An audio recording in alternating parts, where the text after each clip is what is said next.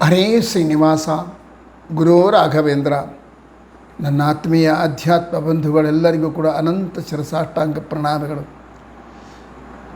ನಾವು ನಿನ್ನೆ ಚಿಂತನೆ ಮಾಡಿದ್ವಿ, ಆಚಾರ್ಯ ಮಧ್ವರು ವಾಯುದೇವರ ವಿಶೇಷ ಆವೇಶದಿಂದ ಕೂಡಿಕೊಂಡಿರ್ತಾರೆ ಪ್ರಹ್ಲಾದರಾಜರು. ಅದೊಂದೇ ನೀವು ಆಲೋಚನೆ ಮಾಡಿರಿ. ಪ್ರಹ್ಲಾದರಾಜರಲ್ಲಿ ನಿರಂತರ ವಾಯುದೇವರ ಆವೇಶ ಇತ್ತು ಎಂಬುದನ್ನು ಆಚಾರ್ಯ ಮಧ್ವರು ಹೇಳಿದ್ದಾರೆ ಅಂತ ನಾವು ನಂಬ್ತಾ ಇದ್ದೀವಿ.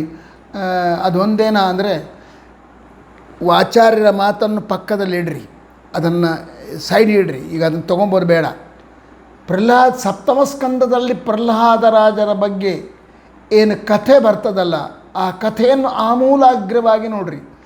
ಅವನು ಹುಟ್ಟಿದ ಕ್ಷಣದಿಂದ ಹಿಡ್ಕೊಂಡು ನರಸಿಂಹರೂಪಿಯಾಗಿರ್ತಕ್ಕಂಥ ಪರಬ್ರಹ್ಮ ಸಾಕ್ಷಾತ್ಕಾರವಾಗಿ ಮಗು ವರವನ್ನು ಕೇಳಯ್ಯ, ನನಗೆ ವರ ಕೊಡ್ತೀನಿ ಅಂತಂದಾಗ ಆ ಪರಬ್ರಹ್ಮನಿಗೆ ಪ್ರಹ್ಲಾದರಾಜರು ಕೊಟ್ಟ ಉತ್ತರ, ಸ್ವಾಮಿ ನನ್ನನ್ನು ಒಬ್ಬನನ್ನು ನೀನು ಬಾ ಅಂತಂದರೆ ನನಗೆ ಇಷ್ಟ ಇಲ್ಲ, ಏನು ಅಂದ್ಕೋಬೇಡ, ನಿನ್ನ ಆಜ್ಞಾ ಧಿಕ್ಕಾರ ಮಾಡ್ತೀನಿ ಅಂತಲ್ಲ, ನನಗೆ ಯಾಕೋ ಅಯ್ಯೋ ಇಷ್ಟು ಜನ ಸಾತ್ವಿಕರಿದ್ದಾರೆ, ಸಜ್ಜನರಿದ್ದಾರೆ, ಇವರೆಲ್ಲರನ್ನು ನಿನ್ನ ಹತ್ರ ಕರ್ಕೊಂಬರಬೇಕು ಅಂತ ಅಪೇಕ್ಷೆ ಇದೆ.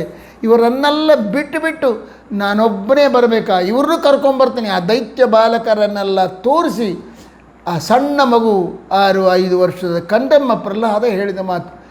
ಆಗ ನರಸಿಂಹ ಹೇಳಿದ, ನಾನು ನಿನ್ನೊಟ್ಟಿಗೆ ಸದಾ ಇರ್ತೀನಿ, ಅದ ಕಾರಣ ನೀನು ಈ ಎಲ್ಲ ಕಾರ್ಯಕ್ರಮ ಮಾಡಿ ಯಾರು ನಿನ್ನನ್ನು ಅನುಸರಿಸ್ತಾರೋ ಅವರು ನನ್ನನ್ನು ಅನುಸರಿಸಿದಂತೆ ಆಗ್ತದೆ ಅಂತ ಹೇಳಿ ಮುಂದೆ ಕಾರ್ಯಕ್ರಮ ಮಾಡ್ಕೊಂಬ ಅಂತ. ಅಂದರೆ ನರಸಿಂಹನ ಸಾಕ್ಷಾತ್ಕಾರವಾದಾಗೂ ಕೂಡ ವಾಯುದೇವರು ಎಷ್ಟು ಆವೇಶ ಇತ್ತು ಅವರಲ್ಲಿ, ಪ್ರಹ್ಲಾದರಾಜರಲ್ಲಿ ಎಂಬುದಕ್ಕೆ, ಕಲಿಯ ಆವೇಶ ಇದ್ದಿಲ್ಲ ಎಂಬುದಕ್ಕೆ ಏನು ಗೊತ್ತನ, ಅವರು ಆಡಿದ ಮಾತುಗಳೇ ಸಾಕ್ಷಿ ಆಗ್ತದೆ. ಅವರಪ್ಪ ಹಿರಣ್ಯಕಶ್ಯಪ ಒಂದು ರೀತಿಯಿಂದಲ್ಲ, ಎಷ್ಟು ರೀತಿಯಿಂದ ಪರೀಕ್ಷೆ ಮಾಡಬೇಕು, ಎಷ್ಟು ರೀತಿಯಿಂದ ಪ್ರಹ್ಲಾದನಿಗೆ ಹಿಂಸೆ ಕೊಡಬೇಕು ಅಷ್ಟು ರೀತಿಯಿಂದ ಕೊಟ್ಟ. ಎಲ್ಲಾದರೂ ಪ್ರಹ್ಲಾದರಾಜನ ಜ್ಞಾನಕ್ಕೆ ತಿರೋಧಾನ ಬಂತ. ಅವನು ದೈತ್ಯನೇ, ಸಾಮಾನ್ಯ ಅಲ್ಲ. ಅವನು ಜಯ ಅಂತಕ್ಕಂಥ ದೇವತೆಯಿಂದ ಕೂಡಿಕೊಂಡಿದ್ದರೂ ಒಳಗಡೆ ಪ್ರಧಾನವಾಗಿ ವ್ಯಾಪಾರ ಮಾಡ್ತಕ್ಕಂಥ ದೈತ್ಯ ಯಾರು ಗೊತ್ತಾ? ಹಿರಣ್ಯಾಕ್ಷ ಅಂತಕ್ಕಂಥ ದೈತ್ಯ ಇದ್ದಾನೆ, ಅವನೇ ಮೂಲ ರೂಪ. ಅದು ಅವನು ಬ್ರಹ್ಮಾಂಡವಾಗಿ ಹಿರಣ್ಯಾಕ್ಷ, ಹಿರಣ್ಯಕಶಿಪು ಅಂತಕ್ಕಂಥ ದೈತ್ಯ ಇದ್ದಾನೆ. ಆ ಹಿರಣ್ಯಕಶಿಪುವಿನ ಪ್ರಭಾವನೇ ಜಾಸ್ತಿ.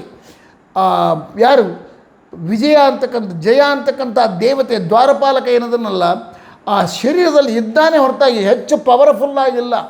ದುಃಖ ಅನುಭವಿಸ್ಬೇಕಾಗಿದೆ ಇದ್ದರೂ ಕೂಡ. ಅದಕ್ಕೆ ಎಲ್ಲೆಲ್ಲಿ ಅಭಿವ್ಯಕ್ತ ಆಯ್ತಂದರೆ, ಅವರ ಅಮ್ಮನಿಗೆ ತಮ್ಮ ಸತ್ತಾಗ, ಹಿರಣ್ಯಾಕ್ಷ ಸತ್ತಾಗ, ಅವರಮ್ಮ ಹತ್ಕೋತ ಕೂತಾಗ ಹಿರಣ್ಯಕಶ್ಯಪ ಬಂದು ಸಾಂತ್ವನ ಮಾಡ್ತಾನೆ, ಅಮ್ಮ ಅಳಬಾರ್ದು, ಯಾರೂ ಸ್ಥಿರವಲ್ಲ, ಎಲ್ಲರೂ ಒಂದಲ್ಲ ಒಂದು ದಿವಸ ಸಾಯಬೇಕಾಗಿದ್ದೆ, ನನ್ನ ತಮ್ಮ ನನ್ನ ಮಗ ಹೋಗಿದ್ದಾನೆ, ಅದಕ್ಕಾಗಿ ನೀನು ಚಿಂತೆ ಮಾಡಬೇಡ ಅಂಥೇಳಿ ಅನೇಕ ದೃಷ್ಟಾಂತಗಳನ್ನು ಕೊಟ್ಟು ಒಳ್ಳೆ ವೇದಾಂತದ ತತ್ವವನ್ನು ತಾಯಿಗೆ ಬೋಧನೆ ಮಾಡಿ ಅವಳನ್ನು ಸಾಂತ್ವನ ಮಾಡ್ತಾನೆ. ಈ ಸಂದರ್ಭದಲ್ಲಿ ಮಾತ್ರ ಅಲ್ಲಿ ಜಯನ ಆವೇಶ, ಜಯ ಅಭಿವ್ಯಕ್ತಿ. ಉಳಿದ ಎಲ್ಲ ಕಾಲಗಳಲ್ಲಿ ಪ್ರಹ್ಲಾದನ ಬಾಯಿಯಿಂದ ನರಹರೇ ಹರೇ ಶ್ರೀನಿವಾಸ ಅಂತ ಬಂತು ಅಂದ್ರೆ ಸಾಕು, ಅವನು ಕೆಂಡದಂತೆ ಆಗ್ತಾ ಇದ್ದ. ಆ ಪ್ರಹ್ಲಾದನನ್ನು ಅಷ್ಟು ದ್ವೇಷ ಮಾಡ್ತಾ ಇದ್ದ. ಎಷ್ಟು ರೀತಿಯಿಂದ ದ್ವೇಷ ಮಾಡಿದೆ, ಕೊನೆಗೆ ತನ್ನ ಹೆಂಡತಿಯ ಕಯಾಧುವಿನ ಕೈಯಿಂದ ವಿಷ ಕೊಡಿಸಿದ. ಆದರೆ ಪ್ರಹ್ಲಾದ ಎಲ್ಲಾದರೂ ಚಲಿಸಿದನ? ಅವನ ಜ್ಞಾನಕ್ಕೆ ತಿರೋಧಾನವಾಯ್ತಾ? ಶೇಷನಾದರೂ ಕೂಡ, ಶೇಷನಿಗೂ ಕೂಡ ಅಜ್ಞಾನಾದಿಗಳು ಬರ್ತಾವೆ. ಅವತಾರ ಕಾಲಗಳಲ್ಲಂತೂ ಬೇಕಾದಷ್ಟು ದೈತ್ಯರ ಆವೇಶಕ್ಕೆ ಒಳಗಾಗ್ತಾರೆ, ದೈತ್ಯರ ಅಧೀನಾಗಿ ಬಿಡ್ತಾರೆ. ಆ ಮೂಲ ರೂಪದಲ್ಲೇ ಆಗ್ತಾರೆ ಎನ್ನುವಾಗ ಇನ್ನು ಅವತಾರ ರೂಪಗಳೇ ಆಗೋದೇನು ದೊಡ್ಡದಲ್ಲ, ಬೇಕಾದಷ್ಟು ಆಗ್ತಾರೆ. ಆದರೆ ಆ ಶೇಷನೇ ಪ್ರಹ್ಲಾದನಾಗಿ ಅವತಾರ ಮಾಡಿದಾಗ ಒಬ್ಬ ದೈತ್ಯನ ಆವೇಶಕ್ಕೂ ಒಳಗಾಗಲಿಲ್ಲ. ಒಬ್ಬ ದೈತ್ಯನ ಪ್ರಭಾವವು ಕೂಡ ಆ ಕಂದ ಪ್ರಹ್ಲಾದನ ಮೇಲೆ ಬರಲಿಲ್ಲ. ಇಡೀ ನರಸಿಂಹಾವತಾರ ಆಗುವವರೆಗೂ ಕೂಡ ಒಂದು ಕ್ಷಣದಲ್ಲಿ ಕೂಡ ಪ್ರಹ್ಲಾದನಿಗೆ ಜ್ಞಾನ ಕಮ್ಮಿ ಆಗಲಿಲ್ಲ, ಸ್ವಲ್ಪ ಅಜ್ಞಾನ ಬರಲಿಲ್ಲ. ಸರಿಯಪ್ಪ ನೀ ಹೇಳ್ತೀಯಲ್ಲ, ಇನ್ನು ಯಾಕೆ ಬಿಡಾಗ್ರ? ಅವರಮ್ಮ ಉಪದೇಶ ಮಾಡಿದ್ಲು, ನಮ್ಮಪ್ಪ ನನ್ನ ಮಾತು ಕೇಳು, ಏಕಾಂತವಾಗಿ ನಿನ್ನ ನಂಬಿದ ನಾರಾಯಣನ ಧ್ಯಾನ ಮಾಡು.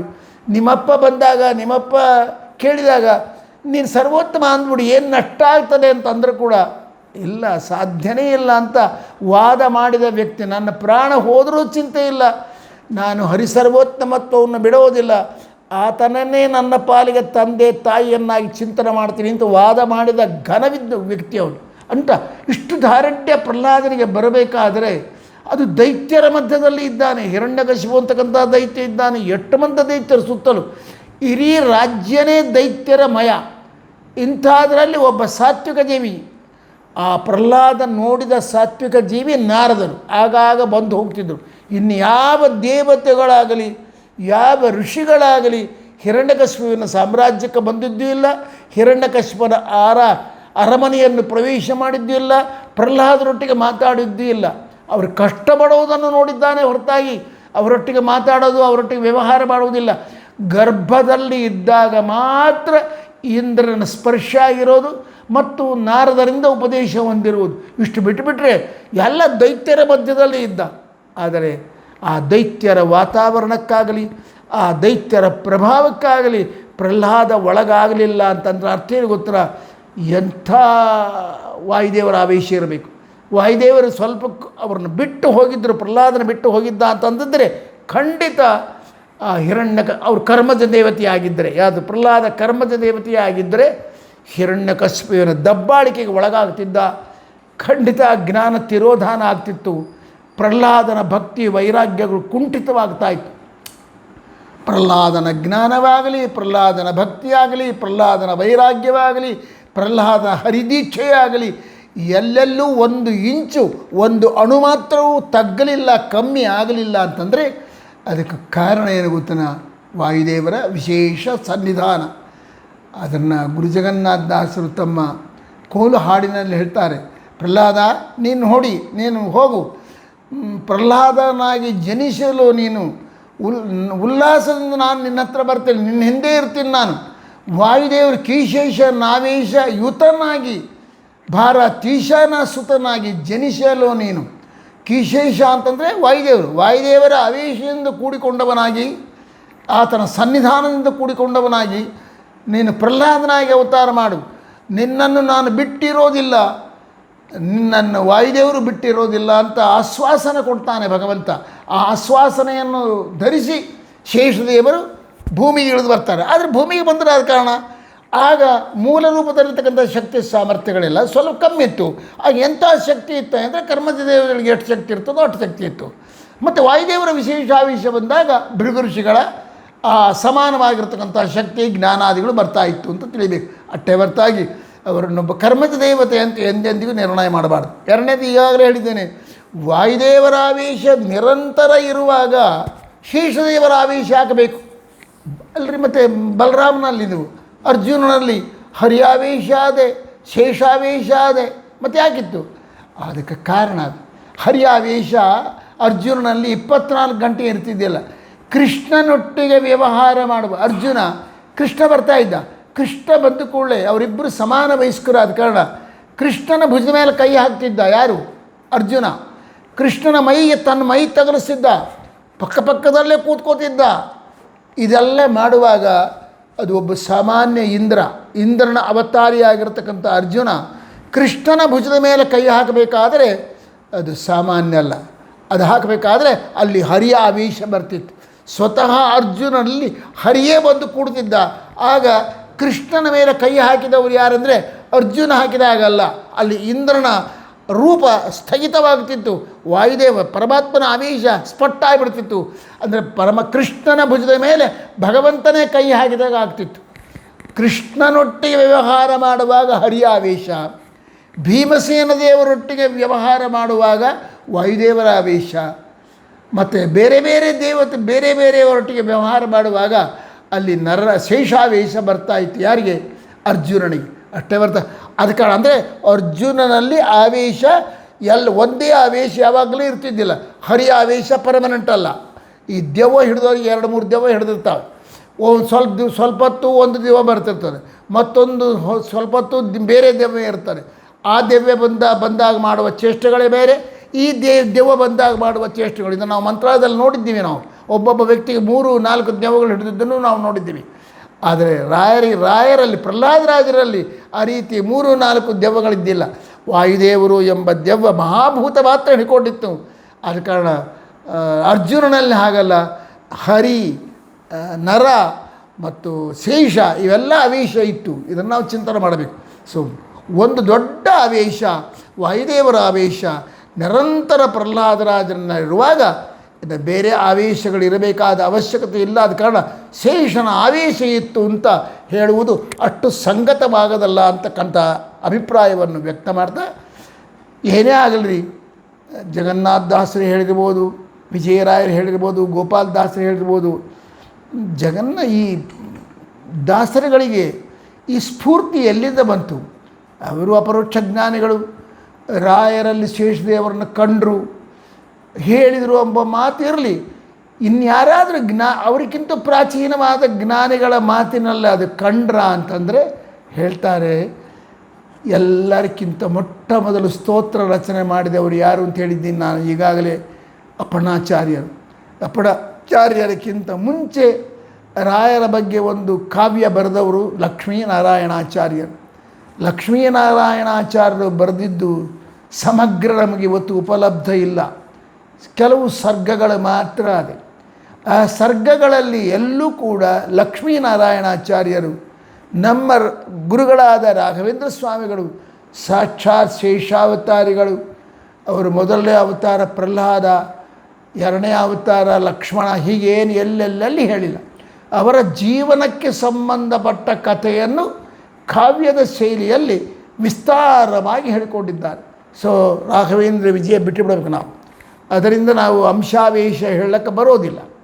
ಆದರೆ ಅಪಣಾಚಾರ್ಯ ಇದ್ದಾರಲ್ಲ, ಅಪಣಾಚಾರ್ಯರ ಸ್ತೋತ್ರ ಏನಾದರೂ ಅಂಶ ಆವೇಶದ ಬಗ್ಗೆ ಹೇಳ್ತದೆ ಅಂದರೆ, ಸಾಮಾನ್ಯವಾಗಿ ಮೇಲ್ನೋಟಕ್ಕೆ ಯಾರಾದರೂ ನೋಡಿದರೆ ಯಾರಿಗೂ ಕೂಡ ಅಪಣಾಚಾರ್ಯರು ನಮ್ಮ ರಾಯರು ಶೇಷಾಂಶರು ಅಂತ ಹೇಳಿದಂತೆ ಕಾಣಿಸೋದಿಲ್ಲ, ನಮ್ಮ ರಾಯರು ಪ್ರಹ್ಲಾದಾವತಾರಿಗಳು ಅಂತ ಹೇಳಿದಂತೆ ಕಾಣಿಸೋದಿಲ್ಲ, ಲಕ್ಷ್ಮಣಾವತಾರಿಗಳು ಅಂತ ಹೇಳಿದಂತೆ ಕಾಣಿಸೋದಿಲ್ಲ. ಅಂದರೆ ರಾಯರ ಅವತಾರಗಳ ಬಗ್ಗೆ ಆಗಲಿ, ರಾಯರ ಮೂಲ ಸ್ವರೂಪದ ಬಗ್ಗೆ ಆಗಲಿ, ಅಪಣಾಚಾರ್ಯರ ಶ್ರೀಪೂರ್ಣ ಬೋಧ ಗುರುತೀರ್ಥಪಯೋಬ್ಧಿಪಾರ ಅಂತಕ್ಕಂಥ ಸ್ತೋತ್ರದಲ್ಲಿ ಇಲ್ಲವೇ ಇಲ್ಲ. ಮೇಲ್ನೋಟಕ್ಕೆ ಹೇಳ್ತಾರೆ, ಮೇಲೆ ಸಾಮಾನ್ಯವಾಗಿ ಅದಕ್ಕೆ ವ್ಯಾಖ್ಯಾನಕಾರರು ಯಾರ್ಯಾರು ವ್ಯಾಖ್ಯಾನ ಬರೆದಿದ್ದಾರೆ ಅವರ ವ್ಯಾಖ್ಯಾನಗಳಲ್ಲಿ ಕೂಡ ಈ ಮಾತು ಬಂದಿಲ್ಲ. ವ್ಯಾಖ್ಯಾನಕಾರರು ಕೂಡ ಅಪಣಾಚಾರ್ಯ ಇಲ್ಲಿ ಭಾಳ ಗೋಪ್ಯವಾಗಿ ನಮ್ಮ ರಾಯರ ಅಂಶ ಹೇಳಿದ್ದಾರೆ ನೋಡ್ರಿ, ರಾಯರ ಅವತಾರ ಹೇಳಿದ್ದಾರೆ ನೋಡ್ರಿ ಅಂತ ಹೇಳಿಲ್ಲ, ಯಾರೂ ಹೇಳಿಲ್ಲ. ಆದರೆ ಬಹಳ ಗುಪ್ತವಾಗಿ ಅಪಣಾಚಾರ್ಯರು ನನ್ನ ಗುರುಗಳಾದ ನನ್ನ ಜೀವಿತೇಶ್ವರನಾದ ರಾಘವೇಂದ್ರ ಸ್ವಾಮಿಗಳು ಸಾಕ್ಷಾತ್ ಶೇಷಾಂಶರು ಅಂತ ಹೇಳಿದ್ದಾರೆ. ಇದನ್ನು ನಾನು ಹೇಳುವುದಿಲ್ಲ. ರಾಯರ ಸ್ತೋತ್ರ ಏನದಲ್ಲ, ವಿಜಯರಾಯರಿಗೆ, ಗೋಪಾಲದಾಸರಿಗೆ ಎಲ್ಲರಿಗೂ ಸ್ಫೂರ್ತಿ ಕೊಡ್ತು. ಅವರ ಮಾತನ್ನಿಟ್ಟುಕೊಂಡು ಇವರು ಕೂಡ ರಾಯರು ಶೇಷಾಂಶರು ಅಂತ ಹೇಳಿದರು, ರಾಯರ ಪ್ರಹ್ಲಾದಾವತಾರಿಗಳು ಅಂತ ಹೇಳಿದರು. ಹೇಗೆ ಅಪಣಾಚಾರ್ಯ ಎಲ್ಲಿ ಹೇಳಿದ್ದಾರೆ?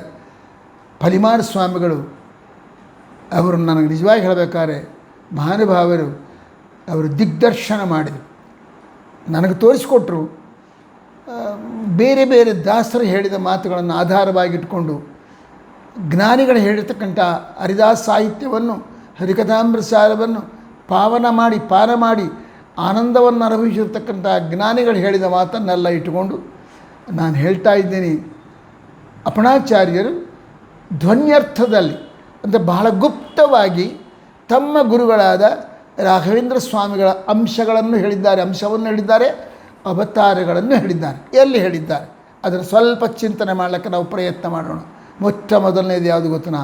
ಅವರು ಪ್ರಾರಂಭ ಮಾಡೋದು ಶ್ರೀ ಪೂರ್ಣಬೋಧ ಗುರುತೀರ್ಥಪಯೋಬ್ಧಿಪಾರ ಕಾಮಾರಿಮಾಕ್ಷವಿಷಮಕ್ಷಸಿರಸ್ಪೃಶಂತಿ ಪೂರ್ವೋತ್ತರಾಮಿತತರಂಗಚರತ್ಸು ಹಂಸಾ ದೇವಾಲಿಸೇವಿತ ಪರಾಂಘ್ರಿಪ ಯೋಜಲಗ್ನ ಜೀವೇಶಭೇದ ಗುಣಪೂರ್ತಿ ಜಗತ್ಸು ಸತ್ವ ನೀಚೋಚ್ಚ ಭಾವಮುಖನಕ್ರ ಗಣೈಃ ಸಮೇತ ದುರ್ವಾದ್ಯಜಾಪತಿಲೈರ್ಗುರು ರಾಘವೇಂದ್ರ ವಾಗ್ದೇವತಾ ಸರಿದಮಂ ವಿಮಲೀಕರೋತು. ಅವ್ರ ಮೊದಲನೇ ಸ್ತೋತ್ರ ಏನು ಗೊತ್ತರ?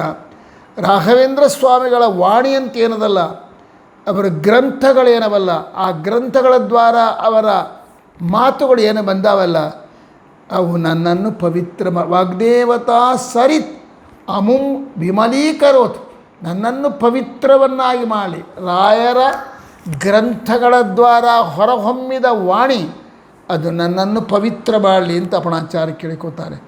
ನಮ್ಮ ರಾಯರ ವಾಣಿ ಹೇಗದ ಗೊತ್ತನ, ಅದಕ್ಕೆ ಯಾತಕ್ಕೆ ಹೋಲಿಸ್ತಾರೆ ಅಂದರೆ ವಾಗ್ದೇವತಾ ಸರಿದಮಂ ವಿಮಲೀಕರೋತು ಅಂದರೆ ಗಂಗಾದೇವಿ ಅಂತ. ಅದು ಗಂಗೆ ಯಾವ ರೀತಿಯಲ್ಲಿ ಎಷ್ಟು ಸುಂದರಡಿ ಅವರ ಅಪಣಾಚಾರ್ಯರ ಕಲ್ಪನೆ ಅಂದರೆ ರಾಯರ ವಾಣಿಯನ್ನು, ರಾಯರ ಗ್ರಂಥಗಳನ್ನು, ಆ ಗ್ರಂಥಗಳಲ್ಲಿರುವ ರಚನಾ ಕ್ರಮವನ್ನು ಯಾತಕ್ಕೆ ಹೋಲಿಸಿದ್ದಾರೆ ಗೊತ್ತಾ? ಗಂಗೆಗೆ ಹೋಲಿಸಿದ್ದಾರೆ. ಯಾಕೆ? ಗಂಗೆ ಬಂದಿದ್ದು ಎಲ್ಲಿಂದ? ಭಗವಂತನ ಪಾದದಿಂದ ಬಂದಳು. ಅಂದರೆ ಪಾದನೇ ಅವಳಿಗೆ ಹುಟ್ಟು, ತವರೂರು. ಪಾದವನ್ನೇ ಆಶ್ರಯಿಸಿಕೊಂಡಿರ್ತಾಳೆ, ಪಾದದಿಂದ ಹೊರಹೊಮ್ಮಿದ್ದಾಳೆ. ರಾಯರ ವಾಕ್ಯಗಳವಲ್ಲ, ಗ್ರಂಥದಲ್ಲಿ ಹೇಳಿರ್ತಕ್ಕಂಥ ರಾಯರ ವಾಣಿ ಅದು ಎಲ್ಲಿಂದ ಬಂದಿದ್ದದು? ಯಾರಿಗಾಗಿ ಬಂದಿದ್ದು? ಯಾರಿಗೋಸ್ಕರ ಬಂದಿದ್ದು ಅಂದರೆ ಭಗವಂತನಿಗೋಸ್ಕರ ಬಂದಿದ್ದು. ಭಗವಂತನೇ ಅದಕ್ಕೆ ಮೂಲ. ಭಗವಂತನನ್ನು ಬಿಟ್ಟು ರಾಯರ ವಾಣಿ ಏನನ್ನೂ ಹೇಳೋದಿಲ್ಲ, ಯಾವುದನ್ನು ಹೇಳಕ್ಕಾಗಿ ಬಂದಿಲ್ಲ. ಪ್ರಾಪಂಚಿಕವಾದ ಕಾವ್ಯಗಳನ್ನು ಹೇಳಕ್ಕಾಗಿಯೋ ಅಥವಾ ಯಾವುದೋ ವರ್ಣನೆಯನ್ನು ಹೇಳಕ್ಕಾಗಿಯೋ ಅಥವಾ ಇನ್ನೊಂದನ್ನು ಹೇಳಕ್ಕೆ ಬಂದಿಲ್ಲ. ರಾಯರ ಪ್ರತಿ ವಾಣಿ, ಪ್ರತಿಯೊಂದು ಶಬ್ದ ಭಗವಂತನ ಪಾದ ಕಮಲಗಳಿಂದ, ಭಗವಂತನಿಂದ ಬಂದಿರತಕ್ಕಂಥವು, ಭಗವಂತನಿಗಾಗಿ ಬಂದದ್ದು, ಭಗವಂತನನ್ನು ಹೇಳಕ್ಕಾಗಿ ಬಂದಿದ್ದು. ಗಂಗೆ ಅಂದರೆ ಭಗವಂತನಿಗೆ ಸಂಬಂಧಪಟ್ಟವಳು, ರಾಯರ ವಾಣಿ ಅಂದರೆ ಭಗವಂತನಿಗೆ ಸಂಬಂಧಪಟ್ಟಿದ್ದು. ಎಲ್ಲಿಂದ ಬಂತ? ಯಾ ಭಗವಂತನ ಪಾದದಿಂದ ಬಂತು. ಅದು ಗಂಗೆ ಪಾದದಿಂದ ಹುಟ್ಟಿದೆ. ಆ ಪಾದವನ್ನು ಹೊಗಳಕ್ಕಾಗಿ ಬಂದಿರತಕ್ಕಂಥದ್ದು ಯಾವುದು? ರಾಯರ ವಾಣಿ ಅಂತ ಗಂಗೆಗೆ ಹೋಲಿಸ್ತಾರೆ. ಹೋಲಿಸಿ ಏನು ಮಾಡ್ತಾರೆ ಗೊತ್ತನಾ? ಯಾವಾಗ ಗಂಗೆಗೆ ಹೋಲಿಸಿದಾಗ ಗಂಗೆಗೂ ಮತ್ತು ರಾಯರ ವಾಣಿಗೂ ಸರಿ ಹೋಗತಕ್ಕಂಥ ವಿಶೇಷಣಗಳನ್ನು ಹಾಕ್ತಾರೆ. ಎಷ್ಟು 5 ವಿಶೇಷಣ ಭಾಳ ಗಮನದಲ್ಲಿಟ್ಟು ಕೇಳಿ ದಯಮಾಡಿ. ರಾಯರು ಹೇಳ್ತಾರೆ ಯಾವುವು? ಶ್ರೀ ಪೂರ್ಣಬೋಧ ಗುರುತೀರ್ಥ ಪಯೋಬ್ಧಿಪಾರ, ಇದು ಮೊದಲನೇದು ಒಂದು ವಿಶೇಷಣ. ಎರಡನೇದು ಕಾಮಾರಿ ಮಕ್ಷ ವಿಷಭಕ್ಷ ಶಿರಸ್ಪೃಶಂತಿ, ಮೂರನೇದು. ಎರಡನೇದು ಪೂರ್ವೋತ್ತರಾಮಿತ ತರಂಗ ಚರತ್ಸು ಹಂಸ, ಇದು ಮೂರನೇ ವಿಶೇಷಣ. ದೇವಾಲಿ ಸೇವಿತ ಪರಂಘ್ರಿಪಯೋಜ ಲಗ್ನ, ಇದು ನಾಲ್ಕನೇದು. ಜೀವೇಶ ಭೇದ ಗುಣಪೂರ್ತಿ ಜಗತ್ಸು ಸತ್ವ ನೀಚೋಚ್ಯ ಭಾವ ಮುಖನಕ್ರ ಗಣೈ ಸಮೇತ ದುರ್ವಾದ್ಯಜ ಪತಿ ಗಿಲೈ ಗುರುರಾಘವೇಂದ್ರ ವಾಗ್ದೇವತಾ ಸರಿತ್. ಇದು ಅಂದರೆ ಈ 5 ವಿಶೇಷಣ ಹಾಕಿದ್ದಾರೆ. ಈ 5 ವಿಶೇಷಣಗಳು ಏನು ಹೇಳ್ತಾವೆ ಗೊತ್ತನ? ಗಂಗೆಗೂ ಟ್ಯಾಲಿ ಆಗ್ತಾವೆ, ಈ ಕಡೆ ರಾಯರ ವಾಣಿಗೂ ಸರಿ ಹೋಗ್ತಾವೆ. ಶ್ರೀ ಪೂರ್ಣ ಬೋಧ ಗುರುತೀರ್ಥ ಪಯೋಬ್ಧಿಪಾರ, ನಮ್ಮ ರಾಯರ ವಾಣಿ ಅದಲ್ಲ, ಅದು ಎಂಥದ್ದು? ಶ್ರೀ ಪೂರ್ಣಬೋಧರು, ಪೂರ್ಣಬೋಧರು, ಸಂಪದ್ಭರಿತರಾಗಿರ್ತಕ್ಕಂಥ ಆಚಾರ್ಯ ಮಧ್ವರು, ಅವರ ಗುರುತೀರ್ಥ, ಅವರ ಶ್ರೇಷ್ಠವಾಗಿರ್ತಕ್ಕಂಥ ಗ್ರಂಥಗಳು, ಮೂಲ 37 ಗ್ರಂಥಗಳು ಏನವಲ್ಲ ಅವು ಎಂತಕ್ಕಂಥ ಪಯೋಬ್ಧಿ ಅಂದರೆ ಸಮುದ್ರ. ಆಚಾರ್ಯ ಮಧ್ವರ ಗ್ರಂಥಗಳು ಎಂತಕ್ಕಂಥ ಸಮುದ್ರವನ್ನೇ ಪಾರವಾಗಿ ಉಳ್ಳದ್ದು, ಸೀಮೆಯಾಗಿ ಉಳ್ಳದ್ದು. ಅಂದರೆ ಅಲ್ಲಿ ಹೋಗಿ ಸೇರ್ತದೆ. ಇದು ಯಾರ್ದು? ರಾಯರ ವಾಣಿ. ಗಂಗೆಯಲ್ಲಿ ಹೋಗ್ತಾಳೆ, ಅಲ್ಲಿಗೆ ಹೋಗ್ತಾಳೆ, ಸಮುದ್ರವನ್ನೇ ಸೇರ್ತಾಳೆ. ಸಮುದ್ರವನ್ನು ಸೇರತಕ್ಕಂಥದ್ದು ಗಂಗೆ. ಮತ್ತು ರಾಯರ ವಾಣಿ ಸೇರುವುದು ಎಲ್ಲಿಂದರೆ ಇದು ಸಮುದ್ರ ಸೇರ್ತಾರೆ. ಯಾವ ಸಮುದ್ರ ಸೇರುತ್ತದೆ ಅಂದರೆ ಜಡವಾದ ಸಮುದ್ರವನ್ನು ಸೇರುವುದಿಲ್ಲ. ಆಚಾರ್ಯ ಮಧ್ವರ ಮಾತುಗಳು, ಗ್ರಂಥಗಳು ಎನ್ನುವ ಸಮುದ್ರವನ್ನು ಸೇರ್ತವೆ, ಅಲ್ಲಿ ಹೋಗಿ ಲೀನವಾಗ್ತಾರೆ. ಅಂದರೆ ಅದನ್ನೇ ಹೇಳಕ್ಕಾಗಿ ಬಂದಿರತಕ್ಕಂಥದ್ದು. ಎರಡನೇದು ಹೇಳ್ತಾರೆ, ಗಂಗೆ ಅಂತವಳು ಕಾಮಾರಿ ಮಾಕ್ಷ ವಿಷಮಾಕ್ಷ ಶಿರಸ್ಪೃಶಂತಿ, ಒಬ್ಬ ಆತನ ತಲೆಯನ್ನು ತಾಕಿದೆ ಗಂಗಾ. ಅದು ಯಾರದು? ಕಾಮಾರಿ, ಮನ್ಮಥನನ್ನು ಗೆದ್ದವನು, ಮನ್ಮಥನಿಗೆ ಶತ್ರುವಾಗಿರ್ತಕ್ಕಂಥ. ವಿಷಮಾಕ್ಷ, 3 ಕಣ್ಣುಗಳು ಉಳ್ಳಂಥ ಕಾಮಾರಿ. ವಿಷಮಾಕ್ಷ ಅಂದರೆ ಕಾಮಾರಿ, ವಿಷಮಾಕ್ಷ ಅಂತಂದರೆ ಕಾಮಾರಿ ಮಾಕ್ಷ. ಕಾಮಾರಿ ಕಾಮನನ್ನು ಗೆದ್ದ ಕಣ್ಣುಳ್ಳವನು. ವಿಷಮಾಕ್ಷ ವಿಷಮಾಕ್ಷ ಅಂದರೆ 3 ಕಣ್ಣುಳ್ಳವನು ಮತ್ತು ಶಿರ ಅಂತ ರುದ್ರದೇವರ ಶಿರಸ್ಸನ್ನು ತಾಕತಕ್ಕಂಥದ್ದು ಯಾವುದು? ಗಂಗೆ. ಗಂಗೆ ಎಲ್ಲಿ ಯಾತನ್ನು ಮುಡ್ತಾಳೆ, ಎಲ್ಲಿಂದ ಬಂದಿದ್ದಾಳೆ, ಎಲ್ಲಿ ನಿಂತ್ಕೊಂಡಿದ್ದಾಳೆ ಅಂದರೆ ರುದ್ರದೇವರ ತಲೆಯಲ್ಲಿ ನಿಂತ್ಕೊಂಡಿದ್ದಾಳೆ. ಇಲ್ಲಿ ಏನು ಮಾಡಿದ್ರು ಗೊತ್ತಾ? ಇದಕ್ಕೂ ಎರಡೆರಡು ಅರ್ಥ ಹೇಳಬೇಕಲ್ಲ, ಎರಡು ಅರ್ಥ ಹೇಳೋದಿಲ್ಲ. ಏನು ಮಾಡ್ತಾರೆ? ಒಂದೇ ಅರ್ಥ ಹೇಳ್ತಾರೆ. ರುದ್ರದೇವರ ತಲೆಯನ್ನು ಸ್ಪರ್ಶ ಮಾಡಿದ್ದು ನಮ್ಮ ರಾಯರ ಗ್ರಂಥಗಳು ಅಂತ ಹೇಳ್ತಾರೆ.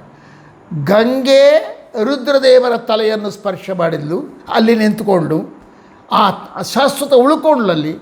ಅದೇ ಪ್ರಕಾರ ನಮ್ಮ ರಾಘವೇಂದ್ರ ಸ್ವಾಮಿಗಳ ವಾಗ್ದೇವತಾ ಇದ್ದಾಳಲ್ಲ, ಅಂದರೆ ಅವಳ ವಾಣಿ, ರಾಯರ ವಾಣಿ, ಅದು ಕೂಡ ರುದ್ರದೇವರ ಶಿರಸ್ಸನ್ನು ಸ್ಪರ್ಶ ಮಾಡಿರ್ತಕ್ಕಂಥದ್ದು. ಆ ಬುದ್ಧಿಯಲ್ಲಿ, ರುದ್ರದೇವರ ಬುದ್ಧಿಯಲ್ಲಿ ಉಳ್ಕೊಂಡಿರ್ತಕ್ಕಂಥದ್ದು ಅಂತ ಹೇಳ್ತಾರೆ. ಅದು ಹೇಗೆ ಅದರ ವಿಸ್ತಾರವಾಗಿ ಮತ್ತೆ ನಾಳೆ ನೋಡೋಣ ಅಂತ ಹೇಳ್ತಾ, ಹರೇ ಶ್ರೀನಿವಾಸ, ಗುರೋ ರಾಘವೇಂದ್ರ.